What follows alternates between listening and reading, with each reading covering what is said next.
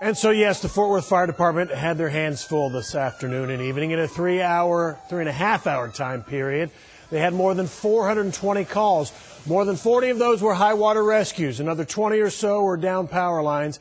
And during the flooding, there were 8 fire calls, too. The Fort Worth Fire Chief says he and other top brass were out rescuing flooded drivers. What a day, Chief. What's it been like? It's been a crazy day. We had massive high water rescues. On our way over here, myself and the deputy chief, we personally assisted about 3 or 4 people out of cars that were almost up to the roof. And so it's been a really wild event here in the city of Fort Worth today. So Fox 4's Richard Ray is out at one of the fires. This one burned in West Fort Worth. Rich, it wasn't just the rain, there were lightning. We saw a lot of lightning strikes on the radar as well. Absolutely here. In fact, Steve, I just got off the phone with Rick Harrison of the Fort Worth Fire Department, and they confirmed now investigators say this was indeed a lightning strike, and it was a lot of damage, maybe 50% of the total assessed value on this beautiful home. What happened here this afternoon is a graphic display of what lightning can do. From every indication, a massive lightning bolt hit the home's chimney with incredible force, splitting it nearly in two from top to bottom.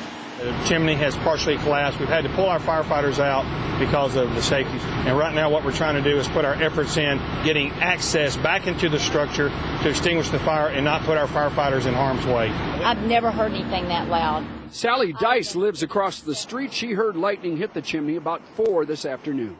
It shook everything. It was the biggest bolt of lightning I've ever heard.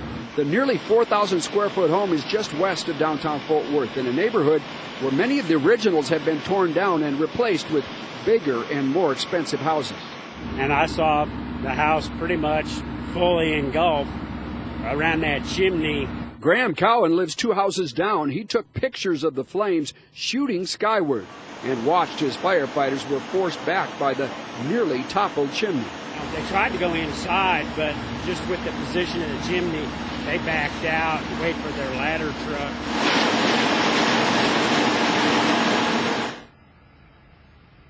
A neighbor tells me the house was built just 2 or 3 years ago. The fire department says no one was home at the time.